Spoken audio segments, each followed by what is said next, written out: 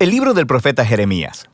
Jeremías fue un sacerdote israelita que vivió y trabajó en Jerusalén durante las últimas décadas del Reino del Sur, Judá. Él fue llamado como profeta para advertir a Israel de las severas consecuencias de romper su pacto con Dios a través de su idolatría e injusticia. Él incluso predijo que el imperio de Babilonia vendría como el siervo de Dios para traer este juicio sobre Israel, destruyendo a Jerusalén, llevando al pueblo al exilio. Y tristemente sus palabras se hicieron realidad. Jeremías vivió el asedio y la destrucción de Jerusalén y fue testigo personal del exilio.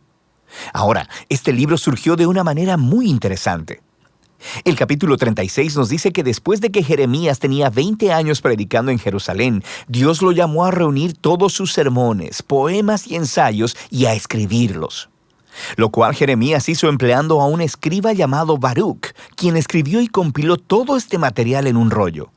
Ahora, Baruch también reunió muchas historias acerca de Jeremías y luego unió todas las piezas.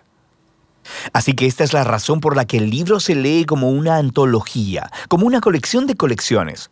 Todo ha sido ordenado para presentar a este profeta como un mensajero de la justicia y de la gracia de Dios. Así que el libro comienza con Dios llamando a Jeremías a ser un profeta, y se le da una doble vocación. Él será profeta a Israel, pero también a las naciones, y sus palabras arrancarán y derribarán, pero también edificarán y plantarán.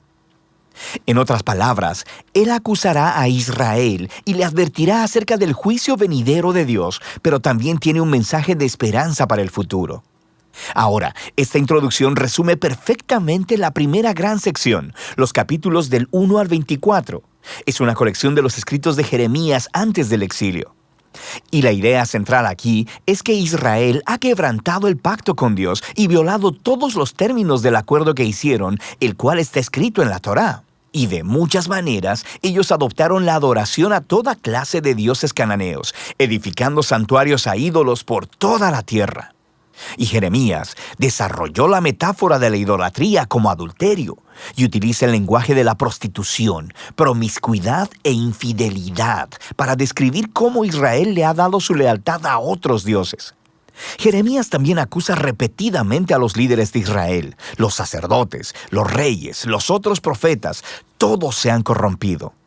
Han abandonado la Torá y el pacto, lo cual ha producido un resultado trágico. Rampante injusticia social. El pueblo estaba aprovechándose de las personas más vulnerables de las comunidades israelitas, las viudas, los huérfanos, los inmigrantes, en clara violación a las leyes de la Torá. Y esto parecía no importarles a los líderes de Israel. Un lugar clásico en el que todas estas ideas se reúnen es el capítulo 7. Se le llama el Sermón del Templo de Jeremías. Los israelitas llegan al templo a adorar a su Dios como si todo estuviera bien. Pero fuera del templo están adorando a otros dioses. Y algunos incluso adoptaron la horrible práctica cananea del sacrificio de niños. Así que Jeremías hace su muy impopular anuncio que el Dios de Israel viene en juicio. Él destruirá su propio templo y castigará a Israel enviando a un enemigo del norte. Este es un ejército que Dios permitirá que conquiste a Jerusalén, y mientras lees, descubres que Él está hablando acerca del gran imperio de Babilonia. Y todo esto nos lleva a una transición en el capítulo 25. Israel no ha regresado a su Dios.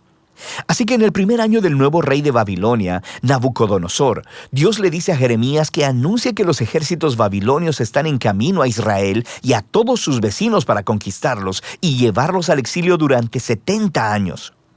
Él compara a Babilonia con una copa de vino, llena hasta el borde con la justa ira de Dios, por toda la injusticia y la idolatría de Israel.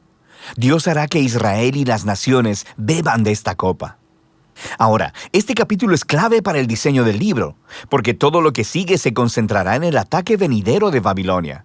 Primero sobre Israel en los capítulos del 26 al 45, y luego sobre las otras naciones en los capítulos del 46 al 51. La sección acerca de Israel primero contenía historias de cómo Jeremías rogaba a Israel a arrepentirse, cómo les advertía hasta el último minuto, pero los líderes de Israel continúan rechazándolo. La sección concluye con una gran colección de historias acerca de cómo Jerusalén estaba siendo asediada y eventualmente destruida por Babilonia. y acerca de cómo Jeremías fue perseguido durante todo este tiempo y eventualmente secuestrado y llevado a Egipto en contra de su voluntad por un grupo de rebeldes israelitas. Ahora, justo aquí en el centro, en medio de todas estas oscuras historias de desastre y juicio, tenemos una colección de los mensajes de Jeremías para el futuro de Israel. Él retoma la predicción de Moisés, que después de que Israel hubiera quebrantado el pacto y llevado al exilio, lee Deuteronomio 30, Dios no abandonaría a su pueblo. Más bien, Él renovaría su pacto con ellos y transformaría sus corazones.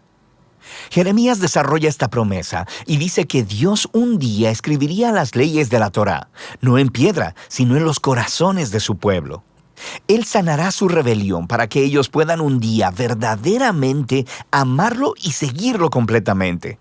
Así que un día Israel regresará de vuelta a la tierra y el Mesías del linaje de David vendrá. Y en ese momento todas las naciones reconocerán al Dios de Israel como el Dios verdadero. Así que estos capítulos están mostrando que a pesar de la apostasía de Israel, Dios no permitirá que el pecado de Israel tenga la última palabra. Más bien, su propia fidelidad traerá el cumplimiento de sus promesas a pesar de todo. Después de esto encontramos una gran colección de poemas acerca de cómo Dios usará a Babilonia para juzgar a las naciones alrededor de Israel. Egipto, Filistea, Moab, Edom, Amón, Damasco, Hazor. Pero luego, sorprendentemente, los poemas más largos se reservan para el final y son acerca del juicio venidero de Dios sobre Babilonia misma. Así que aunque Dios utilizó a esta nación para ejecutar su justicia, Dios no aprueba su violencia e idolatría. Así que Babilonia también estará bajo el estándar de la justicia de Dios. De manera que Jeremías denuncia también el orgullo y la injusticia de esta nación. Ahora, en estos poemas Babilonia es enorme y nos recuerda la imagen de Babilonia atrás en el capítulo 11 de Génesis. Babilonia se ha convertido en la nación rebelde arquetípica. En su glorificación de la prosperidad y la guerra, Dios entregará a esta nación a su propia destrucción. El libro concluye con una historia tomada del final del libro de Segunda de Reyes. Nos cuenta el último ataque de Babilonia sobre Jerusalén, sobre cómo destruyeron los muros de la ciudad, quemaron el templo y llevaron al pueblo al exilio. La historia muestra cómo se cumplieron las advertencias de juicio de Jeremías de los capítulos del 1 al 24. Pero luego, el capítulo termina con una breve historia acerca del rey israelita cautivo, Joaquín, el heredero del linaje de David. Y el rey de Babilonia lo libera de la prisión y le muestra su favor y le invita a comer en la mesa real por el resto de su vida. Y así es como termina el libro. Así que es un pequeño destello de esperanza y nos recuerda las promesas de esperanza de Jeremías en los capítulos 30 al 33. Dios no ha abandonado a su pueblo o la promesa de un rey venidero procedente del linaje de David. Así que, aunque este libro contiene una gran cantidad de advertencia y juicio, las últimas palabras concluyen con una nota de esperanza para el futuro. Y de eso trata el libro de Jeremías.